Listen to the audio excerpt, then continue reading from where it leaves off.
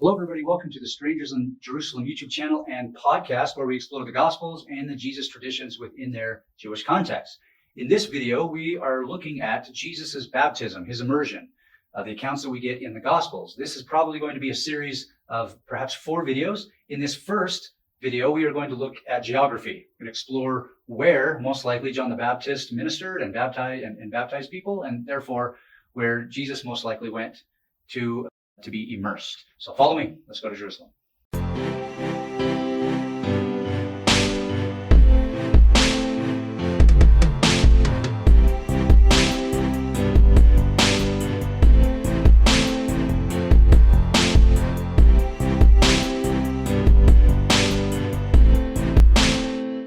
Ritual immersion was an aspect of first century Jewish life which Jesus and his Galilean contemporaries engaged. For most Christians, the topic of Jewish immersion immediately evokes the first century Jewish figure, John the Baptist. Now, all 4 Gospels mention John's baptizing activities. The word baptism comes from the Greek baptizo, or the intensive form, baptizo or bapto, both suggesting these different forms of baptism suggest an immersion, a complete drenching, a flood. This primarily applies to water, although the word is also used in relation to the Holy Spirit and fire in the Gospel of Matthew. We gather from Josephus that John the Baptist was known as John the Immerser. Later Christian tradition places this activity at a location somewhere in the Jordan River between the Sea of Galilee and the Dead Sea in the Jordan Valley. When pilgrims or tourists go to Israel, Palestine today, the local guide will most likely take them to one of 2 locations in the Jordan Valley. One is closer to up by the Sea of Galilee, just south of the Sea of Galilee, in a place called Yardenit. You can hear the word Jordan in that word, Yardenit. That's a traditional location. And the other one is Qasr el Yahud, which is a place down closer to the Dead Sea, right down there in the lowest place on earth in terms of elevation.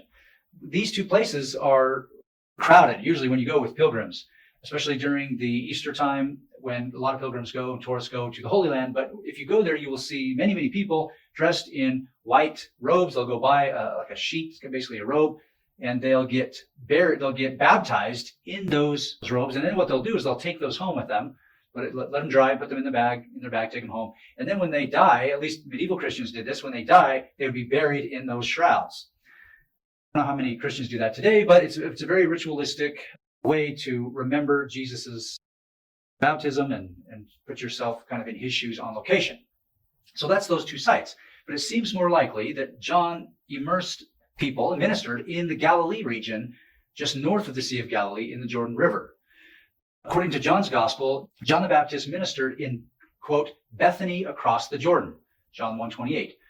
Some early Christians, like Origen, early Christian writer in the 3rd century, he identified this Bethany with Bethabara, a location on the east bank of the modern Jordan, near the Dead Sea. That's the place that's way down closer to the Dead Sea. However, it may be that this Bethany refers to the region of Bashan in the Galilee. And this region is just north of the Sea of Galilee and east of the Jordan River, which flows into the Sea of Galilee.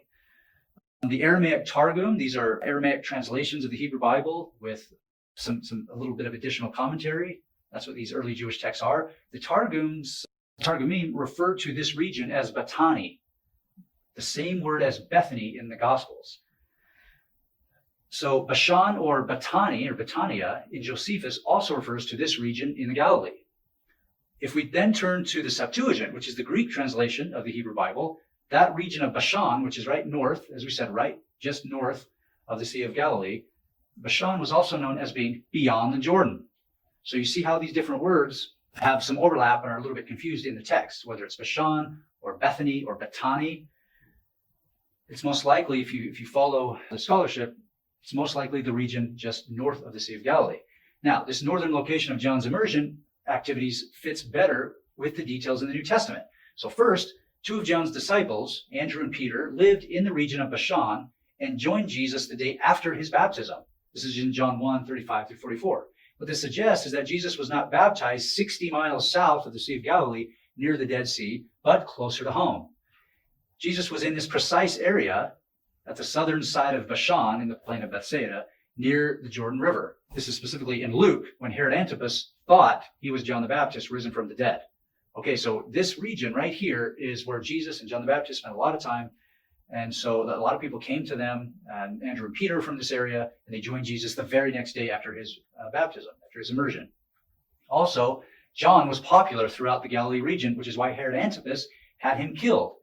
When Jesus learned that John was dead, he was concerned that the crowds in the Galilee region were like a sheep without a shepherd, it says in Mark 6:34.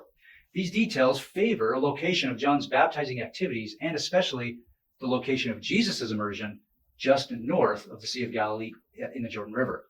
Also, another detail, according to the later rabbis of the 2nd century, the Jordan River north of the Sea of Galilee was preferable for ritual immersion. The lower Jordan River waters, those waters between the Sea of Galilee and the Dead Sea, were unfit because they included mixed waters of questionable purity, is the language that the rabbis used. It was questionable in terms of its purity. The rabbis preferred for someone to use these water just north of the Sea of Galilee instead of down closer to the Dead Sea. Okay, that's all for this video. It's a real quick video, but then next video, make sure you check out the next one. We'll pick up on baptism and immersion in early Judaism, in 1st century Judaism. We'll look at the context of what exactly John the Baptist was doing. Also check out other videos in this YouTube channel, and also my recently published book, A Stranger in Jerusalem, Seeing Jesus as a Jew. You'll get many more details in there on this topic and many others.